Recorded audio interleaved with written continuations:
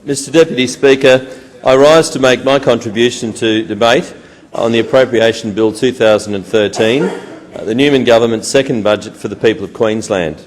The 2013-14 state budget is a demonstration of the commitment we made on March 24 last year. We promised to get this great state back on track.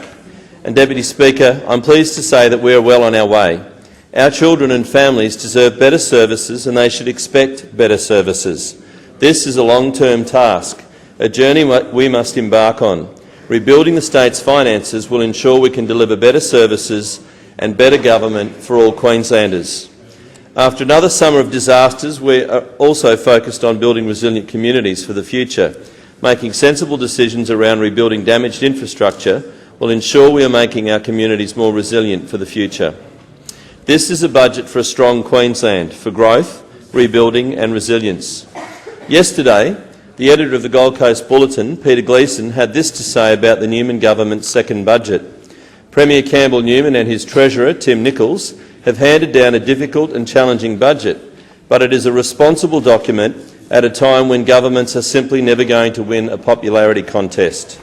Australians need to understand that the days of everybody winning a prize in state or federal budgets are long gone.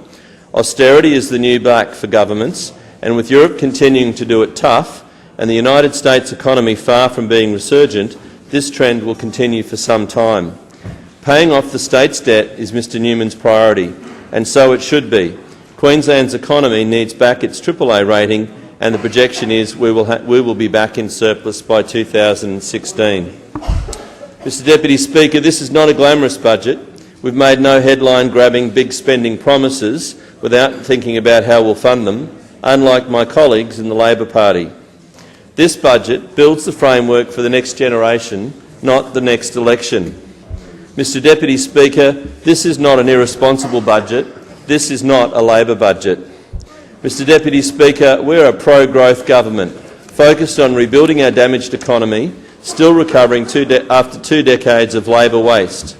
We are cutting red tape, reducing the burden on business and changing the way we do government. And for the people of Queensland, of the Gold Coast and my electorate of Southport, there are plenty of good news stories in this budget. Mr Deputy Speaker, commendation must go to the Treasurer and his team for striking the right balance between stabilising debt and investing in better services for all Queenslanders. Mr Deputy Speaker, this budget will inject record funding into our health services, a massive $12.3 billion, up 4.5% from last year. This is a clear commitment from the government to better services, better infrastructure and better delivery of health care for the people of Queensland. The Gold Coast Hospital and Health Service, chaired by Ian Langdon, who has done a fantastic job of managing the delivery of city health services, will receive a $964 million share of this record spend.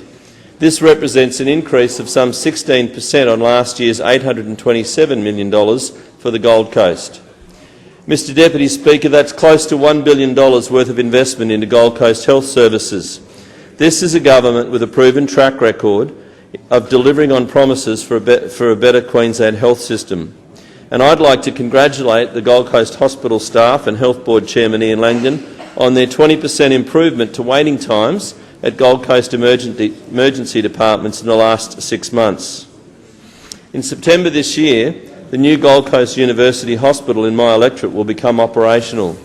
This year's budget includes $63.5 million for expanded services including cardiac surgery, trauma services, radiation oncology and neonatal intensive care. Gold Coasters will soon have access to world-class healthcare professionals and 5-star facilities, and with the opening on the 19th of July of the new Griffith University's Health Centre just across the road, health students will be part of and have access to one of the biggest university teaching hospitals and most modern hospitals in the Southern Hemisphere. Mr Deputy Speaker, the education of our children is one of the most important investments we could ever make. This year, the Newman Government has increased its education spend by 6.6% to $11.4 billion. This includes some $537 million for great teachers, great results. A set of practical initiatives focused on improving educational outcomes and recognising and encouraging our state's best teachers. On the Gold Coast, $34 million will be dedicated towards schools as Year 7s join high school, a successful trial of which is currently running at Southport State High School in my electorate. Mr Deputy Speaker, this budget reaffirms our government's unwavering commitment to law and order, with spending up $129 million to $4.1 billion. Funding will continue for the Gold Coast Police helicopter, with another $3 million committed to deliver other essential services for our city. The Gold Coast has received an extra 24 police officers last year, an increase of 27%, and this year will share in the 267 new police officers committed as part of our promise to deliver more frontline services. The Newman government is getting tough on crime and helping to clean up our city's image as we re-establish ourselves as the tourist capital of Queensland. Mr Deputy Speaker, the initiatives that our government has introduced over this past year, including tougher anti-hoon laws, tougher penalties for sexual offenders, new tough child exploitation laws and boot camp trials for our young people, are just some of the examples of the Newman government's commitment to getting tough on crime. Mr Deputy Speaker, I have to acknowledge the great work of my colleague, Member for Currumbin, the Honourable Jan Stuckey, for the great job that she's doing in growing our city's tourism industry. The new Gold Coast's Coming Soon commercial is absolutely outstanding. The Gold Coast is cementing its title as a must-see destination for foreign tourists. 173,000 Chinese tourists visited the Gold Coast in the past 12 months. That's an increase of 34%, and only just short of the record numbers of Kiwis that we've seen visiting the Gold Coast, some 180,000 for the same period. Now, with direct connections between the Gold Coast and Asia, from airlines like Scoot Singapore, AirAsia, from KL, China Southern, Jetstar, Virgin Air and Qantas flying back into the Gold Coast, the choices are easy to make. And with the second annual Destination Q Forum to be held on the Gold Coast, our government's commitment to tourism industry is clear and intentional. But Mr Deputy Speaker, there's so much good that's happening in Southport and on the Gold Coast. As we continue working on business and tourism for the coast, it's worth noting the tide is finally starting to change. ABS census estimates released earlier this week show that people are returning to the Sunshine State and to the Gold Coast. According to these estimates, the Gold Coast population has grown by 10,629 people, up 2.1% in the last 12 months. That's double the previous year's estimated growth and is trending towards the annual growth that we became accustomed to earlier this decade. On top of this increase, home approvals are also improving, with 2,500 dwelling approvals for the current year, and Gold Coast Council expecting new approvals to normalise over the next few years at around 4,000 dwellings per annum. Mr Deputy Speaker, I'm so excited about all the fantastic things that are happening in my electorate. People across the coast are once again referring to Southport as the city's CBD. Gold Coast Council recently resolved to seek state government approval for the establishment of Southport as a priority development area. Fast-tracking development and planning approvals ahead of the Commonwealth Games will ensure we get the best possible outcomes for Southport as we work towards 2018, when the Gold Coast takes the world stage. Mr Deputy Speaker, the heart of Southport's CBD will soon be home to a brand new modern Chinatown and international business precinct.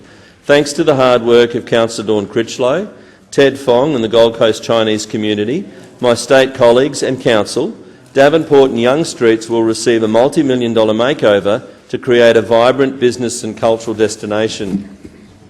Mr Deputy Speaker, this budget also includes money for the Commonwealth Games, $26 million to progress planning for the Games, another $33 million for the redevelopment of the Gold Coast Aquatic Centre, set to become a world-class swimming venue for events like the Pan-Pacific Championships next year. $41 million has also been allocated for early works in respect of the redevelopment of the Parklands priority area for the Commonwealth Games Village. And there's plenty else happening in my electorate. Roads in Southport will also receive more funding, with $35 million allocated for the Smith Street and Olsen Avenue interchange and upgrades. A further $178 million has been allocated to fund the completion of the Gold Coast Rapid Transit System to be up and running later next year. Mr Deputy Speaker, I doubt that there would be many other electorates in the state with so much development activity happening right now. But just as important as investing in our growth and economy is investing in our communities and families. This government's budget commits $8.8 billion to be spent on community services this year. And I want to congratulate the member for Aspley, the Honourable Tracy Davis, for her hard work in delivering better outcomes for our most vulnerable, our children and young people. In Southport, social inclusion services will receive nearly $6.5 million to continue their vital work supporting the community. Organisations providing programs such as domestic violence prevention, homelessness and youth support will continue to be funded and supported by our government, recognising the important contribution these organisations make in our communities. I also have a large portion of the Gold Coast public housing properties in my electorate, so I'm pleased that social housing on the Gold Coast will be given a boost with $10.6 million dedicated to the expansion and improvement of properties and services. Mr Deputy Speaker, on Tuesday the Treasurer referred to last year's budget speech, themed around the notion that confidence is everything. Mr Deputy Speaker, I could not agree more. The Gold Coast and my electorate of Southport are starting to buzz again. People are starting to get their confidence back. People are delighted with the outcomes of the hard decisions that this government has had to make in stabilising the state's finances. As Assistant Minister for Planning Reform, I've been privileged to see firsthand some of the many plans on the drawing board for the city and other parts of our state.